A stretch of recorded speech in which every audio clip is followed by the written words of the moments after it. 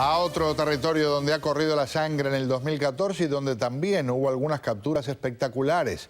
En un México donde el narcotráfico tiene áreas donde manda y hace lo que le da la gana, el narcotraficante más buscado del planeta cayó en manos de las autoridades, Joaquín El Chapo Guzmán. El ideal de las autoridades era capturarlo en este rancho, en un lugar de Sinaloa, perdido. Un lugar en el que nada está cerca y al mismo tiempo donde se pensaba que el Chapo podía disfrutar un poco de esa soledad, sentirse protegido. Estaba en construcción, aunque ya se podía vivir allí, pero ese no fue el escenario. Siguiente capítulo en Culiacán y la entrada por las puertas del garage. Alguien se olvidó de poner las trabas. Por allí entraron los marinos y ahí se dieron con esta puerta blindada. Nunca pensaron que les llevaría una eternidad, 8 minutos, romper un panel y entrar en la casa. Mientras tanto, el Chapo Guzmán huía por las cañerías de desagüe. ¿Por dónde salió? Por el baño, aquí. Debajo de la bañera estaba la entrada del túnel que hizo construir en esta casa y por lo menos en otras 4, en una Sinaloa donde él tenía una cantidad de alternativas para esconderse y tratar de escapar. Caminar por este túnel dicen que no fue nada fácil, aunque él es bajito. De todas formas se golpeó la cabeza y los hombros en varias ocasiones porque no tenían luz.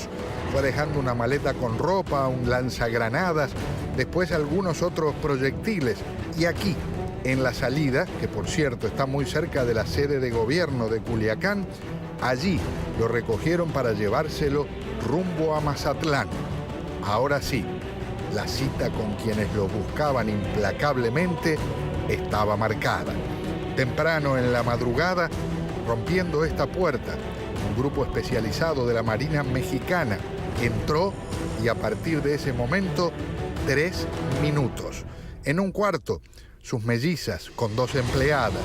En el dormitorio, su esposa, una joven que fue Miss Sinaloa, que primero dijo: estoy sola, aquí no hay nadie más. Pero los marinos se acercaron al baño y detrás de la puerta, ¿quién está ahí? Ahí estaba el Chapo.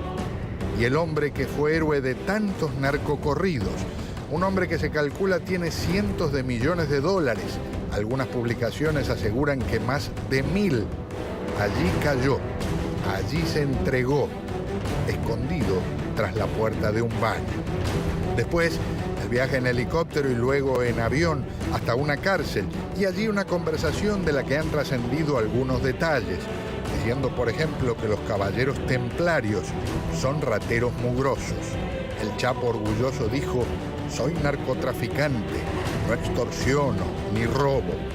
¿Y por qué no escapó a otro lugar cuando estuvo tan cerca de ser capturado en Culiacán?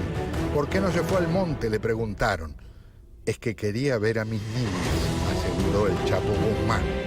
Que le aproveche, porque ahora está en una cárcel en la que se espera, esta vez, no logre escapar. Un privilegio para nosotros contar con la presencia de un hombre que durante décadas arriesgó su vida en la batalla contra los narcotraficantes. Llegó a inspector general de la Agencia de Lucha contra las Drogas, la DEA, y aquí nos acompaña el señor Félix Jiménez. Muy buenas noches. Muy buenas noches, Pedro. Un placer estar contigo esta noche. Un gran gusto. Fue tal vez el golpe por lo menos más espectacular, aunque el narcotráfico siga con todo, pero Guzmán, que estuvo prófugo tantos años, finalmente cayó. Mira, el Chapo estuvo huyendo por 13 años. Y siempre hubieron pistas y siempre hubieron información que se encontraba aquí, que se encontraba allá. Y fíjate, un dato curioso que tú mencionas, es que cada vez que llegábamos al sitio con la inteligencia, él se escapaba. ¿Ok? Entonces, no fue hasta este momento, en febrero de este año, que es el comienzo de todo, de la caída del Chapo, cuando se arresta en Mazatlán, en un hotel, en un edificio muy lujoso, donde estaba con su esposa, sus hijos y la nana, que es donde comienza a caer y a desmantelarse todas las organizaciones criminales que están en México. No todas, pero gran mayoría de ellas comienza con el arresto del Chapo Guzmán. Hay dos visiones y usted nos ha orientado mucho en términos de cuál es la realidad de lo que queda después de estos arrestos, porque aunque se desmantele, se pierda, por ejemplo, la cabeza de un cártel, el cártel tiene forma de seguir funcionando, aunque se desarticule una parte de la banda, el mundo donde se mueve tanto dinero sigue su marcha, pero en el 2014 sí se lograron varios éxitos, por lo menos publicitarios, desde el punto de vista del gobierno. Eso es correcto, Pedro, pero la forma que tenemos que ver estas organizaciones es que operan como cualquier compañía, cualquier organización aquí en los Estados Unidos, cualquier Fortune 500. Si mañana el presidente o el CEO de esa compañía muere en cualquiera de las 500, top 500, de las top 500 aquí, mañana al otro día es sustituido por otro CEO.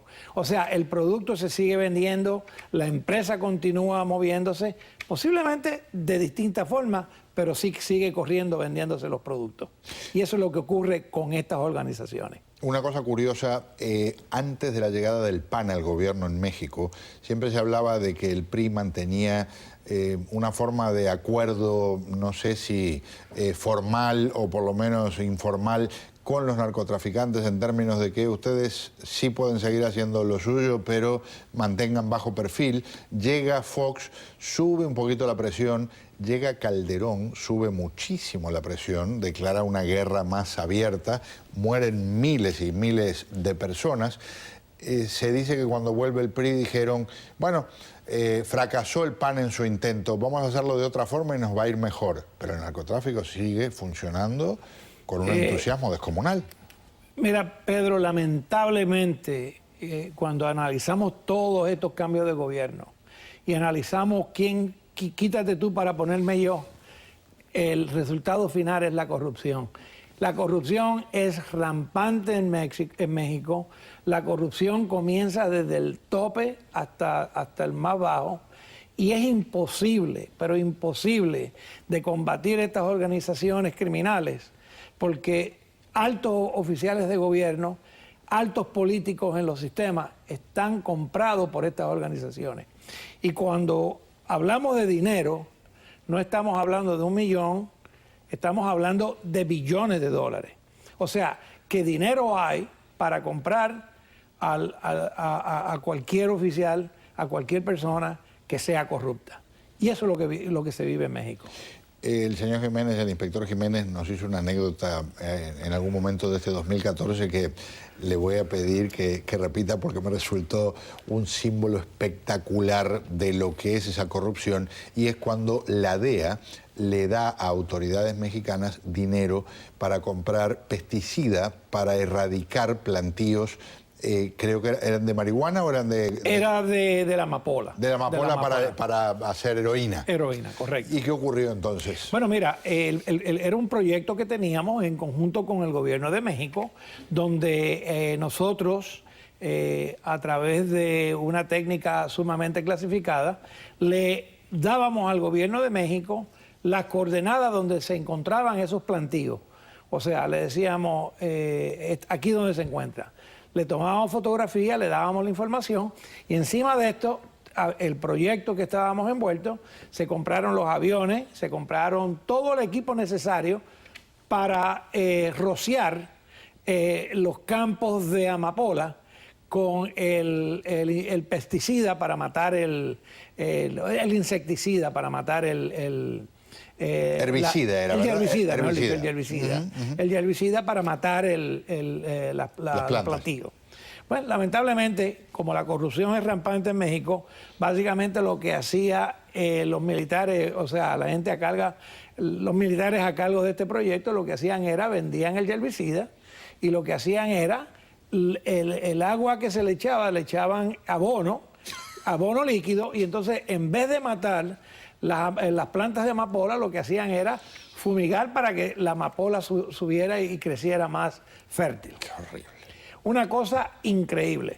Todo el dinero que se le dio para los aviones, el reemplazo de piezas de aviones, cuando iba a buscar esas piezas, todas fueron vendidas. Una cosa desastrosa. ¿Cómo funciona cuando alguien como usted, como la gente que trabajó con usted, con la gente que hoy trabaja, tiene de alguna forma que en algún momento depositar confianza? ¿Cómo escogen, cómo deciden? Bueno, aquí sí podemos hacer negocio desde el punto de vista policial con esta gente, con los infantes de Marina, con el Ejército, con la Policía Federal, cuando hay tanta corrupción. Bueno, mira, básicamente lo que se ha hecho, que fue la fórmula, estamos utilizando en México la misma fórmula que se utilizó en Colombia.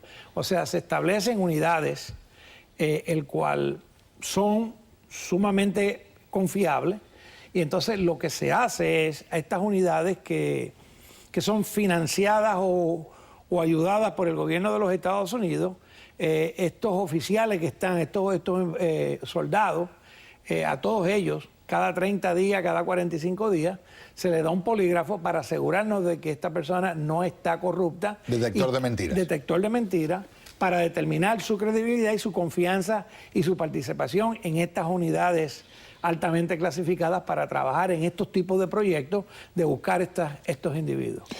Una más para redondear este balance.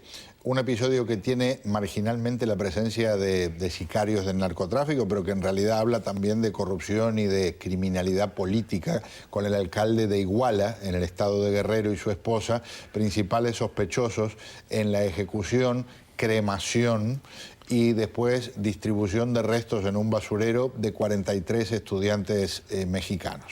Eso es un caso ejemplar para que tú veas cómo los narcotraficantes controlan las ciudades, los pueblos en estas regiones. Eso es territorio de nadie, o sea, cuando llega alguien que ellos no quieren, el alcalde con el jefe de la policía, con el político, todos se reúnen, arréstenlo y mátenlo.